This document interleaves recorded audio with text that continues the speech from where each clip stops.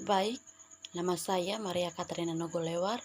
Saya mahasiswa Sosiologi semester 6 Visip Undana Kupang. NIM 1803030111. Di sini saya akan mereview buku Korupsi Politik dan Tata Kelola. Korupsi adalah fenomena duniawi. Tidak ada negara yang sepenuhnya bersih dan kebal dari hal itu. Ini menembus masyarakat di semua tingkatan, menyebabkan malfungsi, serta menentukan institusi politik dan ekonomi. Korupsi juga diartikan sebagai tindakan tiap orang yang dengan bertujuan menguntungkan diri sendiri atau orang lain atau suatu korporasi. Juga menyalahgunakan kewenangan, kesempatan atau sarana yang ada padanya karena jabatan atau kedudukan yang dapat merugikan keuangan negara atau perekonomian negara. Korupsi juga adalah fenomena kompleks yang terus berlanjut sebagai masalah global, menarik perhatian pembuatan kebijakan, ilmuwan politik, dan ekonomi. Akibatnya, banyak perhatian telah diberikan di seluruh dunia untuk meningkatkan berfungsinya institusi dan sistem politik. Bank Dunia memandang korupsi sebagai hambatan signifikan bagi pembangunan ekonomi dan sosial.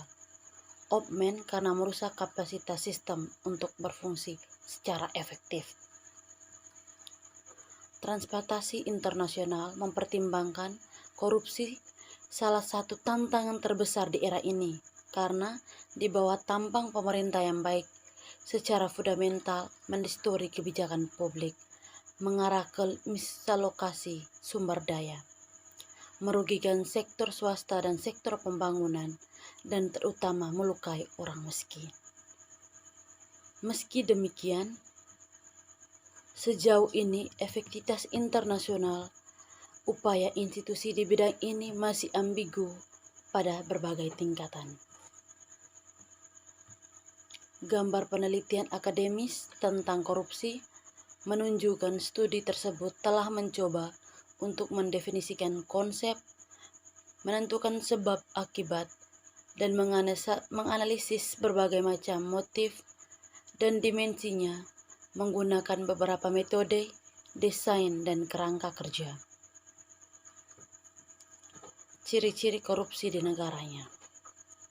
Pertama, kurangnya kemampuan politik di negara kawasan MENA untuk menangani topik sensitif seperti itu, dan kurangnya data penyebab utama menghadirkan hambatan lain bagi rencana untuk mencari strategi yang tepat untuk mengekangnya.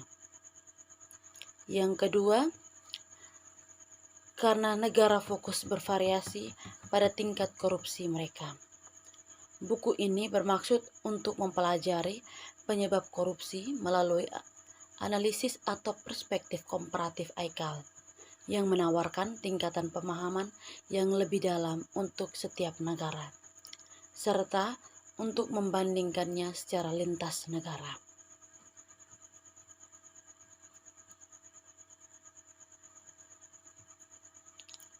Berapa ahli telah melihat implikasi politik dari korupsi.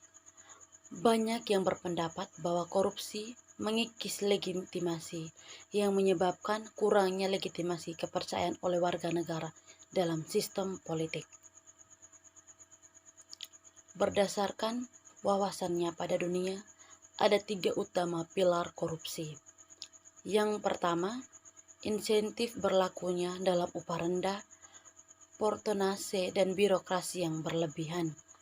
Yang kedua, tidak adanya transparansi dan akses untuk informasi. Yang ketiga, kurangnya akuntabilitas. Penyebab korupsi. Meski para sarjana telah bekerja secara ekstensif tentang penyebab korupsi, tidak ada konsensus dan literatur. Bagian ini mengulas literatur yang relevan, menyoroti literatur yang paling signifikan, penyebab utama korupsi, dan yang paling banyak disepakati di antara peneliti. 3 subbagian menjadi dasar untuk hipotesis dan kerangka analisis buku ini. Yang pertama, membahas karakteristik rezim dan fitur-fitur sistem politik dan struktur birokrasinya yang dapat positif atau berdampak negatif pada tingkat korupsi. Yang kedua, perbedaan fitur ekonomi di negara tertentu. Yang ketiga, berkembang fitur mental, sosial, dan budaya yang mempengaruhi tingkat korupsi di suatu tempat atau suatu negara. Dalam aspek organisasi, penyebab korupsi bisa terjadi karena beberapa hal, seperti kurang adanya tingkatan atau keteladanan kepemimpinan, tidak ada kultur organisasi yang benar, kurang memadainya sistem akuntabilitas yang benar, serta kelemahan sistem pengendalian manajemen dan lemahnya pengawasan. Desain penelitian, metodologi, dan data koleksi. Politik komparatif adalah salah satu pendekatan yang paling relevan di domain dan pengayaan teori dalam ilmu politik. Hal ini diungkapkan Almond pada tahun 1996. Politik komparatif melakukan pembandingan lintas sistem politik sangat penting untuk memahami pentingnya temuan setiap negara. Ini karena fokus intinya adalah menyoroti dan menjelaskan fitur politik yang mirip dan atau berbeda dalam unit analisis tertentu seperti negara, sistem, masyarakat, dan partai politik. Ini juga berguna untuk melakukan perbandingan dari waktu ke waktu untuk membangun sistematik hubungan antara variabel berbeda yang diteliti. Metode studi kasus. Metode studi kasus merupakan pendekatan yang tepat untuk mempelajari kompleks fenomena sosial melalui analisis yang mendalam dan komprehensif.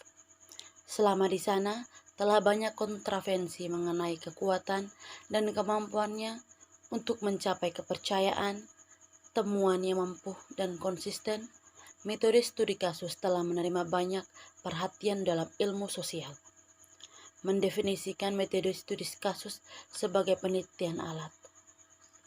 Hal ini disampaikan oleh Yin pada tahun 1984, mengatakan bahwa itu adalah penyelidikan empiris yang menyelidiki fenomena komparator di dalam konteks kehidupan nyata. Ketika batas antara fenomena dan konteks tidak jelas dan di mana banyak sumber bukti digunakan. Studi kasus memiliki banyak variasi dan beberapa penerapan, di antara menjelaskan hubungan sebab akibat dalam peristiwa nyata, di antaranya menjelaskan hubungan sebab akibat dalam peristiwa nyata yang terlalu rumit dipahami melalui eksperimen atau survei, menggambarkan suatu insiden dalamnya dan pengaturan nyata, dan menggambarkan masalah khusus secara deskriptif di mana tidak ada hasil yang jelas atau spesifik. Di sini saya akan menjelaskan kembali pendapat para ahli mengenai korupsi. Yang pertama, Lev pada tahun 1964, ia adalah orang pertama yang menganalisis hubungan antara koruptor dan pertumbuhan ekonomi. Yang kedua, Huntington pada tahun 1968 dan Haynes pada tahun 1995 yang berpendapat bahwa korupsi dapat mempengaruhi pertumbuhan secara positif. Campuran hasil dicatat oleh studi tentang hubungan ini di negara-negara sebagai berbeda dengan negara Amerika Serikat. Yang ketiga, Moody pada tahun 1990 dunia, ia mencapai kesimpulan yang kuat tentang reaksi kapal antara VDI dan tingkat risiko negara tertentu, termasuk korupsi di antara indikator lainnya. Yang keempat, Casto dan Nunes pada tahun 2013 menguji pengaruh korupsi pada arus masuk VDI. Hasil mereka menunjukkan koreksi negatif, menunjukkan bahwa negara menyaksikan lebih rendah tingkat korupsi memiliki arus masuk VDI yang lebih tinggi. Yang kelima, Delgado dan kawan-kawan pada tahun 2014 mempelajari pengaruh VDI pada pertumbuhan ekonomi, mengaitkannya dengan tingkat korupsi. Mereka menyimpulkan bahwa korupsi berdampak tidak langsung pada VDI, memperlemah bagiannya dalam mencapai tingkat pertumbuhan di beberapa negara berkembang. Hasil yang berbeda dicatat oleh studi tentang dampak korupsi arus masuk VDI di wilayah tertentu.